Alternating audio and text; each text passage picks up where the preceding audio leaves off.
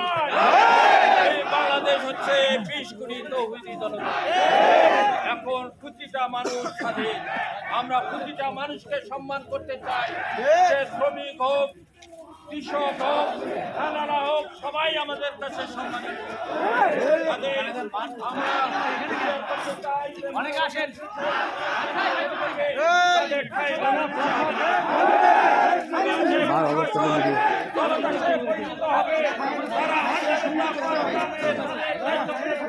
থাকতে হবে।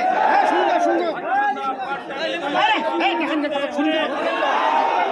দায়িত্ব পালন করতে হবে।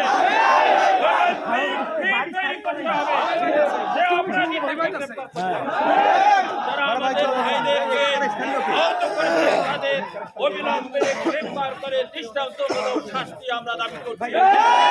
অন্যথায় প্রশাসনকে ঘেরাও করা হবে। প্রশাসনকে হাতিবান্ধার মানুষের কাছে জবাবদিহি করতে হবে। আগামী 24 ঘন্টার মধ্যেই অপরাধীদেরকে গ্রেফতার করে জেলে পাঠাতে হবে। অসংখ্য ধন্যবাদ।